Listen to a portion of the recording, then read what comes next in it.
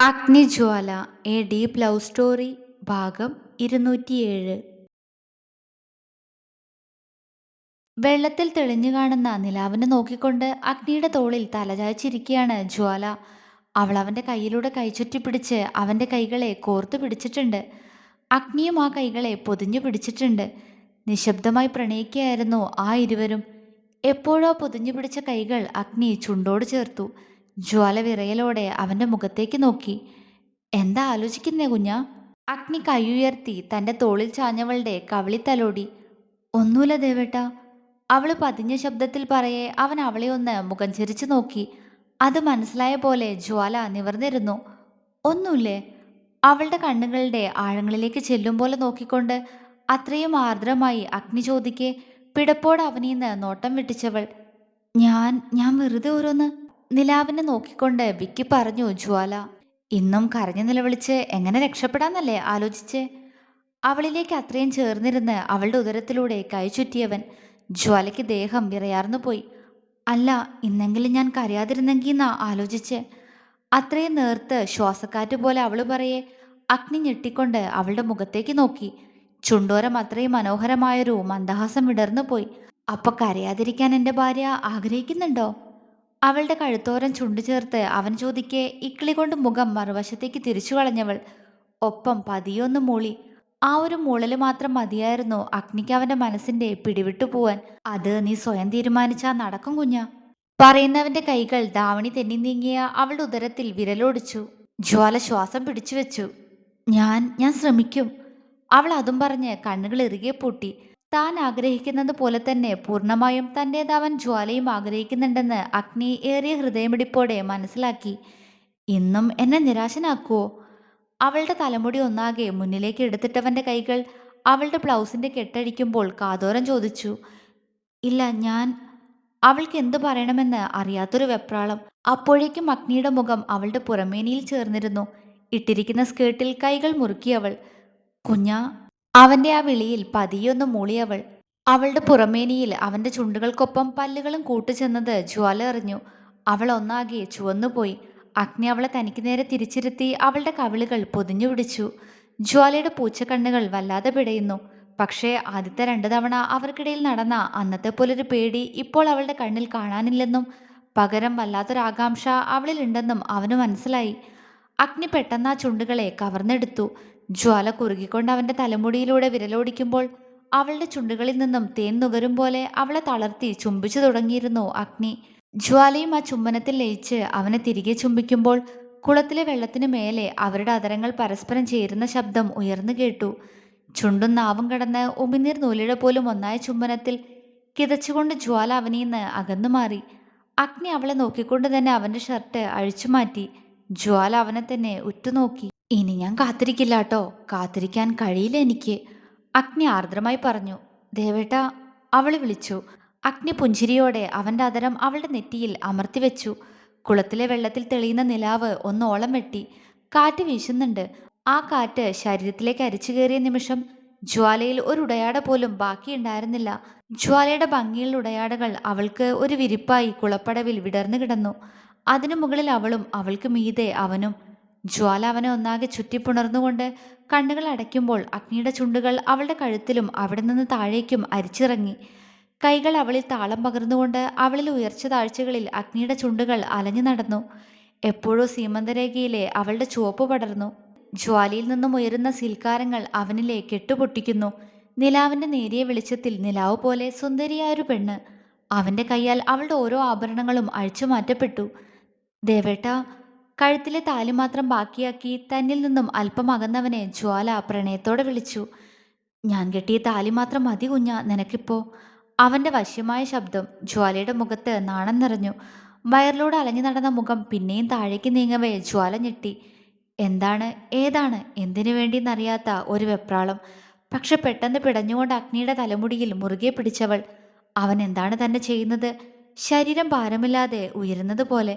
ജ്വാല അഗ്നിയുടെ എന്നോളം കണ്ടിട്ടില്ലാത്ത പ്രണയച്ചൂടിലുരുകി. അവളിലെ വിറയൽ അറിഞ്ഞുകൊണ്ട് ഒരു ചിരിയോട് അഗ്നി ഉയർന്നു വന്ന് അവളുടെ നെറ്റിയിൽ ചുംബിച്ചതും ജ്വാല അവനെ നോക്കാനാവാതെ ആകെ വശം കെട്ടുപോയിരുന്നു. അത്രയും ആ പെണ്ണിനെ വശം കെടുത്തിയിരിക്കുന്നവൻ. അവരുടെ കൂടിച്ചേരലിന് ആ പ്രകൃതി പോലും ആഗ്രഹിക്കുന്നത് പോലെ. അവളുടെ കുറുകലുകൾ, ഏങ്ങലുകൾ എല്ലാത്തിനെയും അവൻ നിയന്ത്രിച്ചു. അവളിലെ ആഭരണങ്ങൾ അവിടെവിടായി വീണുകിടന്നു. മുല്ലപ്പൂക്കൾ പടവുകളിൽ കൊഴിഞ്ഞുകിടന്നു. അവനിനി ആ പെണ്ണിൽ അറിയാനൊന്നും ബാക്കിയില്ലാത്തതുപോലെ അവളിലേക്ക് പൂർണ്ണമായും ചേർന്നു പോയൊരാ നിമിഷം പതിവ് പോലെ അവളുടെ കണ്ണിൽ നിന്നും കണ്ണുനീരൊഴുകി. അഗ്നി വെപ്രാളത്തോടെ അവളെ നോക്കി. ആ കണ്ണീര് കണ്ടില്ലാന്ന് നടിക്കുമെന്ന് പറഞ്ഞെങ്കിലും അഗ്നിക്ക് അതിനാകുമായിരുന്നില്ല. കരയല്ലേ കുഞ്ഞാ, അവൻ സങ്കടത്തോടെ പറഞ്ഞു. ഇനിയും മാറാൻ എനിക്ക് കഴിയില്ല. അത് അഗ്നിക്ക് ഉറപ്പാണ്. പക്ഷേ അവളുടെ കണ്ണുനീരെങ്ങനെ കണ്ടില്ലാന്ന് നടിക്കും? അതുവരെയും അവനുള്ള തിടുക്കം കുറഞ്ഞു. ഒപ്പം അവളിൽ നിന്ന് അകന്നു മാറാനൊരു ശ്രമം നടത്തി. അവളെ വേദനിപ്പിച്ചിട്ട് എന്തിന്? പക്ഷെ അഗ്നി ഒട്ടും പ്രതീക്ഷിക്കാതെ ജ്വാല അവനെ പിടിച്ചു വെച്ചു. അഗ്നി ഞെട്ടിപ്പോയി. കുഞ്ഞാ, പകപ്പോടെ അവൻ വിളിച്ചു. പോവല്ലേ, അവള് പറഞ്ഞു. അവന്റെ ഞെട്ടിയ കണ്ണുകൾ തിളങ്ങി, ചുണ്ടൊന്ന് വിടർന്നു. ഇങ്ങനൊരു മറുപടി അവളിൽ നിന്നും അവൻ എന്തെങ്കിലും പ്രതീക്ഷിച്ചിരുന്നു എന്നതുപോലെ. അതിന്ന് സംഭവിച്ചിരിക്കുന്നു. പോവണ്ടേ, അവൻ പതിയെ ചോദിച്ചു. വേണ്ട. അവന്റെ കണ്ണിലേക്ക് കണ്ണു കലങ്ങിയ ഒരു നോട്ടം നോക്കി ജ്വാല. അഗ്നി പെട്ടെന്ന് അവളുടെ അധരങ്ങളെ പൊതിഞ്ഞുകൊണ്ട് പതിയെ അവളിലേക്കുള്ള യാത്ര തുടങ്ങവേ പ്രയാസങ്ങൾ ഏറെയായിരുന്നു. അവളുടെ നിറഞ്ഞൊഴുകുന്ന കണ്ണുകൾ. എന്നാൽ ഇന്ന് ആ ലക്ഷ്യം കണ്ട നേരം ഇരുവരും ഒരുപോലെ ഞെട്ടി. ജ്വാല അവനെ പിടപ്പോടെ നോക്കി. അഗ്നിയുടെ കണ്ണുകളിൽ വല്ലാത്തൊരു ഭാവം. ഇനി വേദനിക്കില്ല ട്ടോ, അവൻ പറയെ ജ്വാല മൂളി. അഗ്നി ഏറെ ആഗ്രഹിച്ച നിമിഷം സാധ്യമായിരിക്കുന്നു. ജ്വാല അവനെ തന്നിലേക്ക് കൂടുതൽ ചേർത്തു പിടിച്ചു. ഇരുവരുടെ ശബ്ദങ്ങൾ മാറുന്നു. ഏറെ നേരം അഗ്നിയും ജ്വാലയും. അവളുടെ കയ്യിലെ കുപ്പിവളകൾ പൊട്ടിച്ചിതറി. കൈകൾ പരസ്പരം കോർത്തു പിടിച്ചുകൊണ്ട് ഒരു കിതപ്പോടെ അവൻ അവളിലേക്ക് തളർന്നു വീഴവേ ജ്വാല നിറഞ്ഞ ചിരിയോടെ, അതിലുപരി തന്നിലെ മാറ്റങ്ങൾ വളരെ വ്യക്തമായി മനസ്സിലാക്കി, അവനെ ചേർത്തു പിടിച്ച് ആ തലമുടിയിൽ ചുംബിച്ചു. ഇരുവരുടെ നോട്ടം ഇപ്പോൾ ആകാശത്ത് കാണുന്ന നിലാവിനെയാണ്. അഗ്നിയുടെ ചുണ്ടിൽ മായാത്ത നിറഞ്ഞ പുഞ്ചിരി. അവന്റെ നെഞ്ചിടിപ്പ് ജ്വാലയ്ക്ക് നന്നായി കേൾക്കാം. അവളാകെ ചുവന്നൊരു പുഷ്പം പോലെ അവനെ നോക്കാതെ ആ നിലാവിന്റെ ഭംഗി നോക്കിക്കിടന്നു. അഗ്നി തന്നെ നോക്കുന്നുണ്ടെന്നറിഞ്ഞതും അവൾ കണ്ണുകൾ അടയ്ക്കാൻ ശ്രമിച്ചു. എന്നെ നോക്കില്ലേ, അവളുടെ ചെവിയിൽ ചുണ്ടുരസിക്കൊണ്ടുള്ള ചോദ്യം. ദേവേട്ടാ, അവള് ചിണുങ്ങി. നേരത്തെ വിളിച്ച പോലെ വിളിക്കോ ദേവേട്ടാന്ന്? ആ വിളിക്ക് ഇതിനേക്കാൾ രീതിയുണ്ടായിരുന്നു. അവൻ കളിയാക്കി. ജ്വാല അവനെ ചുണ്ടുകൂർപ്പിച്ചു നോക്കി. അഗ്നി ഉയർന്ന് ആ ചുണ്ടിൽ മുത്തി അവൾക്ക് ഇരുവശവും കൈകുത്തി നിന്നു. ദേവേട്ടാ, ഇങ്ങനെ നോക്കല്ലേ, എനിക്ക് സത്യമായിട്ട് നാണാവുണ്ട്. ജ്വാല വല്ലാതെ തുടുത്ത മുഖത്തോടെ അവനെ നോക്കി പറഞ്ഞുകൊണ്ട് അവന്റെ കണ്ണ് പൊത്താൻ ശ്രമിച്ചു. അഗ്നി ആ കൈപിടിച്ചു താഴ്ത്തി അവന്റെ കുഞ്ഞിപ്പെണ്ണിനെ, അല്ല ഇന്ന് എല്ലാ അർത്ഥത്തിലും അവന്റെ ഭാര്യയായവളെ എത്ര നോക്കിയിട്ടും മതിയാവാത്തതുപോലെ നോക്കി. ദേഷ്യാണോ എന്നോട്? അവൻ വെറുതെ ചോദിച്ചു. എന്തിന്? ഞാനും കൂടി ആഗ്രഹിച്ചതല്ലേ. ആണോ? എന്നിട്ട് ആഗ്രഹിച്ചത് കിട്ടിയപ്പോൾ ഇഷ്ടായോ? കുറുമ്പോടെ അവൻ ചോദിച്ചതും അവള് ചിരിയോടെ അവനെ ഒന്ന് നോക്കിപ്പോയി. ആയല്ലോ. നാണം തോന്നിയെങ്കിലും അവള് പറഞ്ഞു. അഗ്നിയുടെ കണ്ണ് വിടർന്നു. ആണോ? അപ്പോ ഇനിയും തരട്ടെ? അവൻ അവളുടെ മൂക്കിൽ മൂക്കുരസി. ഇപ്പോഴോ? ഏയ് ഇപ്പോഴേ അല്ല, കുറച്ച് മണിക്കൂർ റെസ്റ്റ് എടുത്തിട്ട്. കള്ളച്ചിരിയോടെ പറഞ്ഞവൻ മീശയൊന്ന് പിരിച്ചു വെച്ചു. അയ്യടാ, നിക്ക് വയ്യ. ജ്വാല അവനെ തള്ളി മാറ്റാൻ നോക്കി. ഇനി വയ്യായികൊന്നുമില്ല. എന്തായാലും എല്ലാം ശരിയായ സ്ഥിതിക്ക് എനിക്കിനി എപ്പോഴും വേണം. അവൻ ഒട്ടും നാണമില്ലാതെ പറഞ്ഞതും ആ വാക്കിൽ പിടഞ്ഞുപോയത് ആ പെണ്ണാണ്. തരില്ലേ? അവൾ എത്ര കണ്ടിട്ടും മതിയാവാത്ത പോലെ ആ കണ്ണിലേക്ക് തന്നെ നോക്കിക്കൊണ്ടുള്ള ചോദ്യം. ദേവേട്ടൻ്റെ അല്ലേ? അവൾ കുറുമ്പോടെ ചോദിച്ചു. ആ മറുപടി അഗ്നിക്ക് ഇഷ്ടമായി. അതെ, എൻ്റെയാ, എൻ്റെ മാത്രം. പറഞ്ഞുകൊണ്ട് അവളുടെ ചൊടികളെ ഒരിക്കൽ കൂടി സ്വന്തമാക്കി അഗ്നി. അവളുടെ ഹൃദയതാളം കേട്ട്, കൂടെ കുളത്തിലെ വെള്ളത്തിന്റെ പ്രത്യേക താളം കേട്ട്, രാത്രിയിൽ എന്തൊക്കെയോ ശബ്ദങ്ങൾ കേട്ട് അഗ്നി അവന്റെ കുഞ്ഞനെ പൊതിഞ്ഞു പിടിച്ചു. തന്റെ പ്രണയത്തെ സ്വന്തമാക്കിയ നിർവൃതിയോടെ. അവനോളം ജ്വാലയുടെ മനസ്സും സന്തോഷത്തിലായിരുന്നു. നേരം ഒത്തിരി മുന്നോട്ട് പോയി കാണണം. ജ്വാല ഒരു ഉറക്കത്തിലേക്ക് വഴുതിപ്പോയിരുന്നു.